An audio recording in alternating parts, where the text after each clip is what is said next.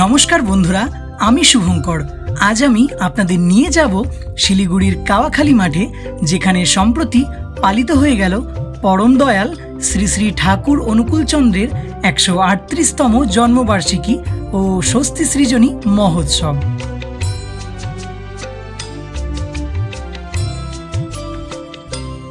অনেকেই হয়তো ভাবছেন এই শ্রী শ্রী ঠাকুর অনুকূলচন্দ্র আসলে কে। যারা এই নামটি প্রথমবার শুনছেন তাদেরকে জানাতে চাই, শ্রী শ্রী ঠাকুর অনুকূলচন্দ্রের জন্ম হয় 1888 সালের 14ই সেপ্টেম্বর বাংলাদেশের পাবনা জেলার হিমায়তপুরে। তিনি মানুষের জীবনে সত্য, সদাচার ও সঠিক পথে চলার শিক্ষা দিতে সৎসঙ্গের পথ দেখান। পরে তিনি ঝাড়খণ্ডের দেওঘরে এসে সৎসঙ্গ আশ্রম গড়ে তোলেন, যা আজ সৎসঙ্গ দেওঘর নামে পরিচিত। ঠাকুর অনুকূলচন্দ্র বলতেন, সৎসঙ্গীর জীবনে যজন, যাজন আর ইষ্টভৃতি এই তিনটি নিত্যব্রত অবশ্যই পালনীয় কর্তব্য। এই অনুকূল ঠাকুরের যারা ভক্তরা রয়েছে তারা একে অপরকে অভিবাদনের সময় জয়গুরু বলেন, যার অর্থ গুরুর আদর্শের জয় হোক। 1969 সালের 27 জানুয়ারি তিনি মহাপ্রয়াণ করেন, কিন্তু তার শিক্ষা, সৎসঙ্গ, যজন, যাজন এবং ইষ্টভৃতি ও জয়গুরু ধ্বনি আজও অসংখ্য মানুষকে সত্য ভালো পথে চলতে পথ দেখিয়ে চলেছে। তিনি শিখিয়েছেন, ধর্ম মানে আলাদা কিছু নয়, ধর্ম মানে হলো বেঁচে থাকা ও বেড়ে ওঠা। তো এই ছিল অনুকূল ঠাকুর সম্পর্কে কিছু তথ্য। তো যাই হোক, এই উৎসবে যোগ দিতে পশ্চিমবঙ্গ ছাড়াও নেপাল, ভুটান, বিহার ও অসম থেকে প্রায় লক্ষাধিক ভক্তের সমাগম হয়েছিল। আমি বিকেলবেলা যখন পৌঁছালাম তখন চারপাশটা উৎসবে মেতে আছে। কোথাও নেপালি নৃত্য হচ্ছে, কোথাও আবার অসমের বিহু নাচ দর্শকদের বিশেষভাবে মুগ্ধ করে। এখানে জাতি বা কোনো ধর্মের ভেদাভেদ নেই, সবাই এক পরম পিতার সন্তান হিসাবে আনন্দ করছেন। সাধারণ মানুষের সুবিধার্থে একটি স্বাস্থ্য শিবিরের আয়োজন করা হয়েছিল, যেখানে বিনামূল্যে ডাক্তার দেখানো এবং ওষুধের ব্যবস্থাও ছিল। এছাড়া সারা দিনব্যাপী দীক্ষাদান ও ভান্ডারা প্রসাদেরও ব্যবস্থা করা হয়। সূর্য ডোবার পর যখন সন্ধ্যা নামলো তখন শুরু হলো সমবেত প্রার্থনা। হাজার হাজার মানুষের কণ্ঠে একসাথে সন্ধ্যাকালীন বিনতি। সত্যি বলতে সেই মুহূর্তে মনে আলাদা একটা শান্তি অনুভব করছিলাম। প্রার্থনা শেষ হওয়ার পরেই শুরু হলো সন্ধ্যার মূল আকর্ষণ। দেওঘর থেকে আসা বিখ্যাত দ্য হোয়াইট ব্যান্ড, তাদের অসাধারণ পারফরমেন্স আর মিউজিকের ছন্দে পুরো মাঠ জুড়ে যেন একটা আনন্দের ঢেউ বইছিল।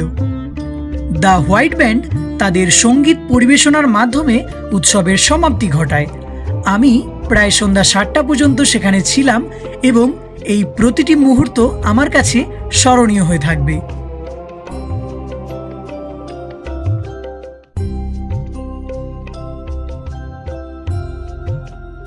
ঠাকুরের এই উৎসব থেকে আমি শুধু একটি সুন্দর স্মৃতি নয়, বরং এক বুক শান্তি নিয়ে বাড়ি ফিরছি।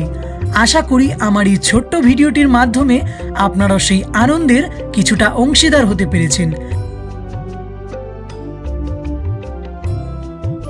ভিডিওটি ভালো লাগলে লাইক ও শেয়ার করবেন, আর আমার ফেসবুক প্রোফাইলে নতুন হয়ে থাকলে ফলো করবেন, এবং ইউটিউবে যদি আপনি ভিডিওটা দেখেন তাহলে অবশ্যই চ্যানেলটিকে সাবস্ক্রাইব করে পাশে থাকবেন। আপনাদের মধ্যে যারা এই উৎসবে গিয়েছিলেন তারা কমেন্টে অবশ্যই জানাবেন আপনাদের কেমন লেগেছে। তো আমার তরফ থেকে সবাইকে জয় গুরু। সবাই ভালো থাকবেন, সুস্থ থাকবেন।